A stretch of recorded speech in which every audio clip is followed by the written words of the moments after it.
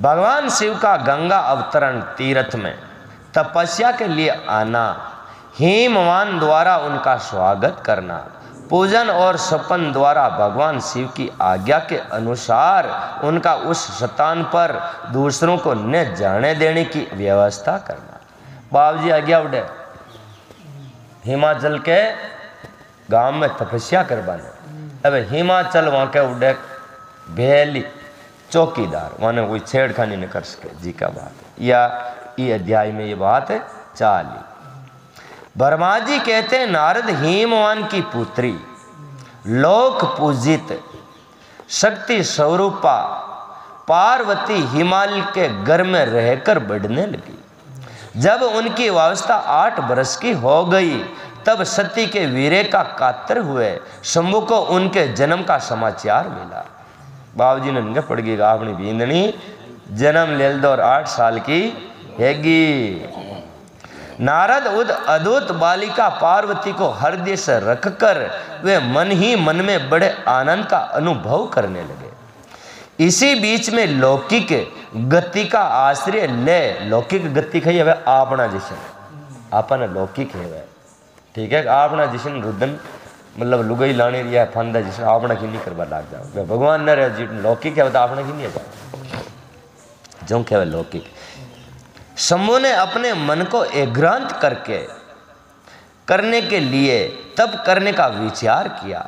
नंदी आदि कुछ शांत पार्षदों को साथ ले वे हिमाचल के उत्तम शिखर पर गंगा अवतार नाम के तीर्थ में चले गए। कौन सा तीर्थ में? गंगा अवतार तीर्थ में। यहाँ पूर्वे काल में ब्रह्मधाम से च्युत होकर समस्त पाप राशि का विनाश करने के लिए चली हुई परम पावनी गंगा पहले पहले भूतल तर अवतरित हुई थी। वहाँ जगह ऊपर हारा फैली गंगा ऊपर आई ने तो वहाँ जगह पर है नीचे धरती पर, वहाँ जगह पर ही, वहाँ जगह को कई नाम हो गंगा अवतार। गंगा अवतार को तीर्थ है हारा पहलू स्वर्ग लोग में गंगा ही जो वह गंगा अवतार का वहाँ जगह पर आई पृथ्वी लोग पाई जी, वहाँ तीर्थ को नाम है गंगा अवतार। अवतरित हुई थी। जितेंद्रिय रहने वही रहकर तपस्या आरंभ की। वे आलस्य रहित हो चेतन ज्ञान स्वरूप नित्य ज्योतिमय रामायण जगमय चिदानंद स्वरूप देती हीन तथा आश्रय रहित अपने आत्मभूत परमात्मा एकांत भाव से चिंतन करने लगे। भगवान हर के ध्यान प्रायण होने पर नंदी भृगी और भी कुछ अन्य पार्षद गण भी ध्यान में तप्तर हो गए। सब राम जी का नाम ले बला गया। अंधातार हारी पूरी से नहीं जाने की बात नहीं हम बाबू जी साहब।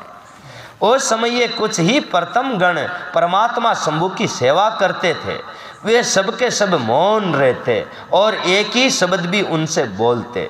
कुछ द्वारपाल हो गए थे। इसी समय ये गिरजा राज हिमवान उस औषधि बहुल शिखर पर भगवान शंकर का शुभागमन सुनकर उनके प्रति आदर की भावना से वहाँ आए।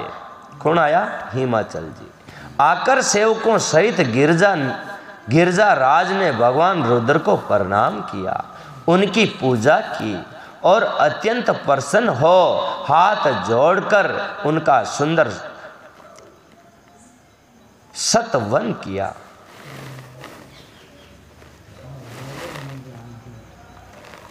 फिर हिमाचल ने कहा, प्रभु मेरे सौभाग्य का उदय हुआ है जो आप यहाँ पधारे हैं। आपने मुझे सनात कर दिया, क्यों न हो महात्माओं ये ठीक ही वर्णन किया है कि आप दीन वसल हैं। आज मेरा जन्म सफल हो गया, आज मेरा जीवन सफल हुआ, आज मेरा सब कुछ सफल हो गया, क्योंकि आपने यहाँ पधार करने का कष्ट उठाया है। महेश्वर आप मुझे अपना दास समझकर शांत भाव से मुझे सेवा के लिए आज्ञा दीजिए। मैं बड़ी प्रसन्नता से अन्य चित होकर आपकी सेवा करूंगा। वर्मा जी कहते नारद गिरजा राज का ये वचन सुनकर महेश्वर ने चिंतित आंखें खोली और सेवकों सहित हिमवान को देखा। सेवक सहित गिरजा को उपस्थित देख ध्यान योग से स्थित हुए जगदीश्वर वृषभ ध्वज ने मुस्कुराते हुए कहा। महेश्वर बोले, सेल राज, मैं तुम्हारे शिखर पर एकांत में तपस्या करने के लिए आया हूँ। तुम ऐसा प्रबंध करो जिसके कोई मेरे निकट नहीं आ सके। तुम महात्मा हो, तपस्या में धाम हो तथा मुनियों, देवताओं और राक्षसों और अन्य महात्माओं को भी सदा आश्रय देने वाले हो। द्विज आदि का तुम्हारे ऊपर सदा ही निवास रहता है।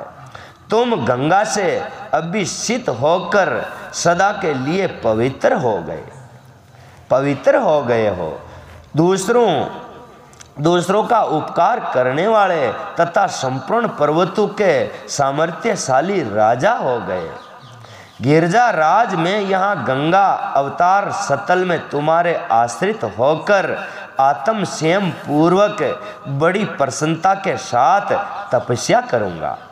शैल राज गिरी श्रेष्ठ, जिस साधन से यह मेरी तपस्या के बिना किसी विघ्न बाधा के चालू रह सके, उसे इस समय प्रयत्न पूर्वक करो।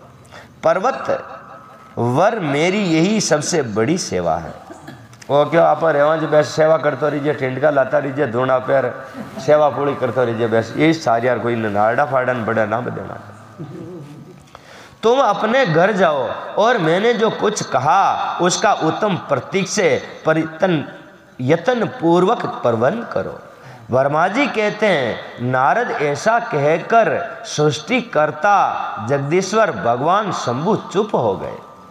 उस समय गिरजा राज ने शंभु से प्रेम पूर्वक ये बात कही।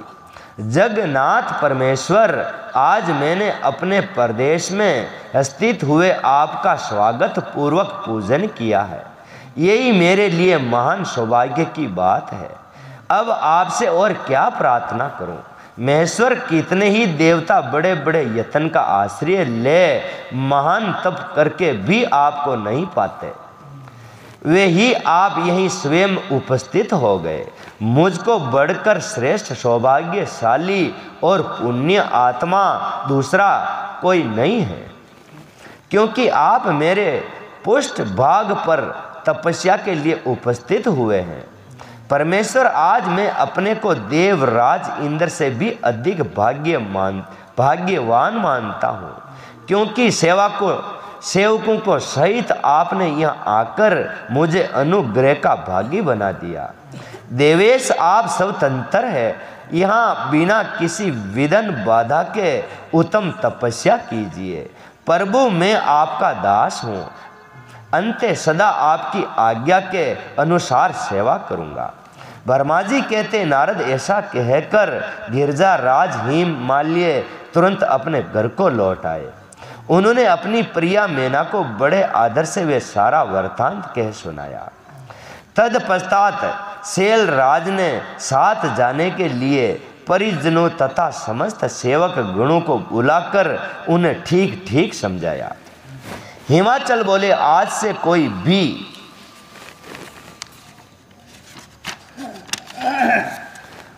कोई भी गंगावतरण नाम के स्थान में जो मेरे पोस्ट भाग में ही है, मेरी आज्ञा मानकर न जाए।